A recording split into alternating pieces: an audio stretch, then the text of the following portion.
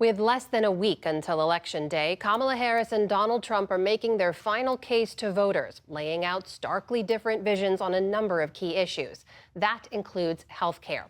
Our White House correspondent Laura Barrón-López has been covering this as part of our ongoing deep dive into the candidates' promises and policies this election. Good to see you, Laura. Good to be here. So you reported recently about the candidates' approach on abortion access and reproductive rights. There's a lot more to talk about broader with health care policy. So let's start with Vice President Harris. What are her key plans on health care?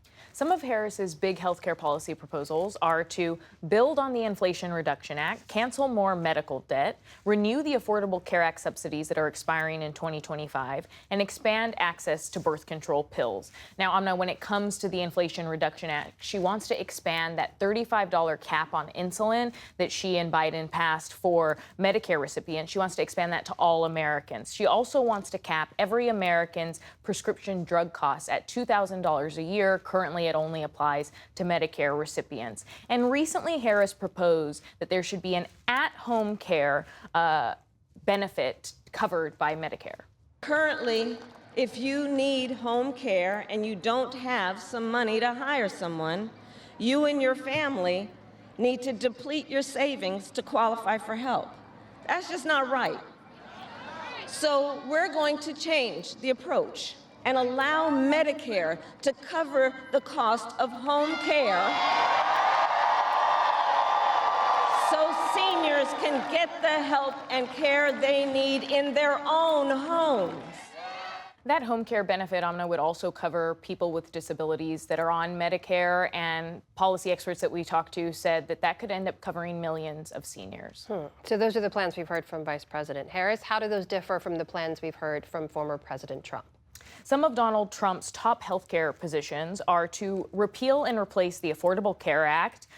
He also wants to lower health care insurance premiums, but doesn't have details on how he'd do that. He has been silent on protecting Medicaid, and he also wants to institute an anti-vaccine mandate for public schools. Now, recently, Donald Trump also said that he would put Robert F. Kennedy Jr., a staunch anti-vaxxer, in charge of health care policy. Robert F. Kennedy cares more about human beings and health and the environment than anybody. I'm going to let him go wild on health. I'm going to let him go wild on the food. I'm going to let him go wild on medicines.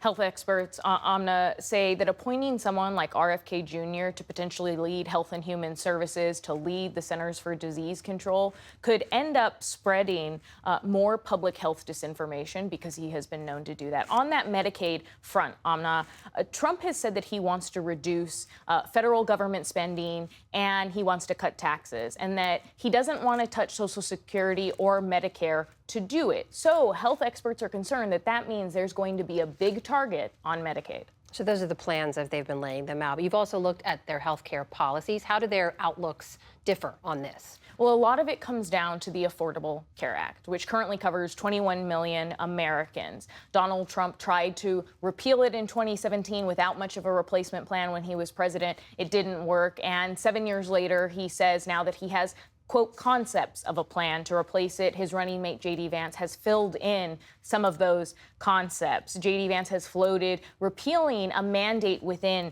the ACA that requires insurers to cover people with pre-existing conditions. And if Trump and Vance were successful in repealing that mandate, Larry Levitt, Vice President of Health Policy at KFF, said it would have a huge impact on sick Americans. If you start segregating people into different pools, that leaves people with pre-existing conditions at risk. I mean, we know what insurers do when they're not required to cover people with pre-existing conditions or charge them the same premiums as healthy people. They exclude them from insurance.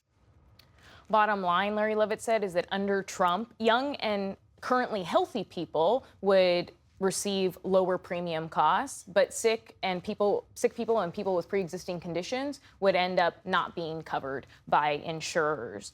Also this week, we should note, Amna, that House Speaker Mike Johnson agreed that there should be no Obamacare. Multiple outlets have reported, according to some leaked video. Now, the difference between him, Donald Trump, and his proposals, and Harris when it comes to the Affordable Care Act is that she wants to expand on what is already in place.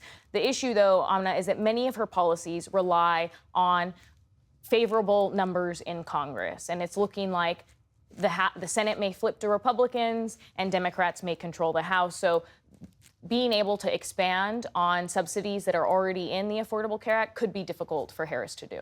I know the experts you've been talking to have been digging into these plans, running the numbers, examining them. What did they tell you would be the overarching impact of these proposals? Experts like Larry Levitt say that ultimately both candidates appear to approach health care as an economic issue, but the big difference is who they're trying to save money for.